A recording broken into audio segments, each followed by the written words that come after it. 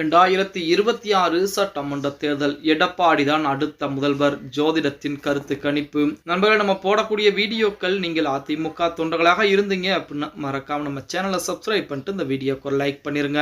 அனைத்திந்திய அண்ணா திராவிட முன்னேற்ற கழகத்தை பொறுத்த வரைக்கும் நம்ம அனைவருக்கும் தெரியும், 2026 சட்டமன்ற தேர்தலை முன்னிட்டு எடப்பாடி பழனிசாமி அவர்களும் அதிமுக இருக்கக்கூடிய முக்கியமான தலைவர்களும் அதற்குரிய வேலைப்பாடுகளை மிக தீவிரப்படுத்தியிருக்காங்க.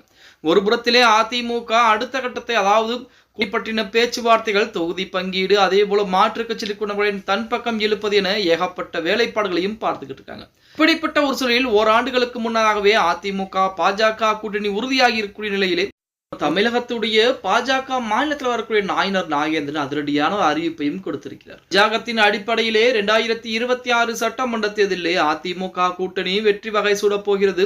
அதற்கு எடப்பாடி பழனிசாமி பதவியேற்க போகிறார் அப்படின்னு சொல்லி அதிரடியான ஒரு தகவலையும் செய்தியாளர் சந்திப்பிலே சொல்லியிருக்கிறார்.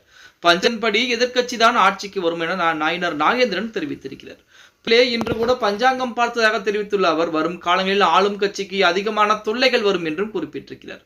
அதனால் 26 சட்டமன்ற தேர்தலில் அதிமுக பாஜக கூட்டணி மிகப்பெரிய வெற்றி வாய்ப்பை அடைய போகிறது. அதுவும் எதிர்க்கட்சியாக இருக்கக்கூடிய அந்த கட்சி தான் 2026 சட்டமன்ற தேர்தலிலே ஆட்சி அமைக்கப் போகிறது. அதாவது அதிமுக தான் ஆட்சி அமைக்கப் போகிறது என நமது நாயனர் நாகேந்திரன் சொல்லியிருக்கிறார். அதுலயும் குறிப்பாக இன்று காலை கூட பஞ்சாங்கம் பார்த்தோம். பஞ்சாங்கத்தின் அடிப்படையிலே 2026 சட்டமன்ற தேர்தலில் அதிமுக கூட்டணி மாபெரும் ஒரு வெற்றியை பதிவு செய்து ஆட்சி அமைக்கப் போகிறது. ஆளும் கட்சிக்கு எதிராக ஏகப்பட்ட தொல்லைகள் என்பது வரப்போகிறது என நமது நாகேந்திரன் அதிரடியாக கூறியிருக்கிறார். இப்ப பாஜக கூட்டணி உறுதியாகிவிட்ட நிலையிலே, அதாவது 45 தொகுதிகள் வரைக்கும் பாஜக எதிர்பார்க்கிறாங்க.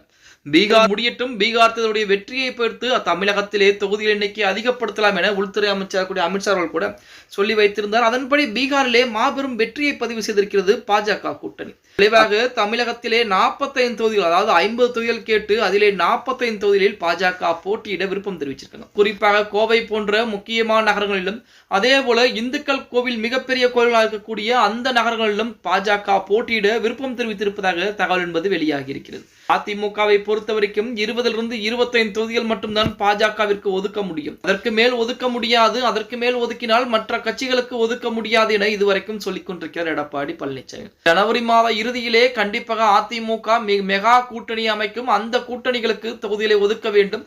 அதன் காரணமாக 20 to 25 தொகுதிகள் ஓகே என்றால் சொல்லுங்கள், இல்லை என்றால் விட்டுவிடுங்கள் என எடப்பாடி பழனிசாமி அவர்கள் கராராக நமது உள்துறை அமைச்சராக கூடிய அமித்ஷாவிடமும் மோடியிடமும் பேசி இருப்பதாக செய்திகள் என்பது இணையதளங்களிலே வெளியாகிக் கொண்டு நமது நாயனர் நாகேந்திரன் சொன்ன பதிலை பொறுத்த வரைக்கும் பஞ்சாங்கத்தின் அடிப்படையிலே 2026 சட்டமன்ற தேர்தலில் நம்ம அடுத்த தமிழகத்துடைய முதலமைச்சராக வரக்கூடிய நபர் எடப்பாடி பழனிசாமி அப்படிங்கிறத ஆணித்தனமாக சொல்லி இருக்கிறார். பொறுத்து வந்து பார்க்கலாம். ஓகே கைஸ், வீடியோ பிடிச்சிருந்தா மறக்காம லைக் பண்ணிருங்க.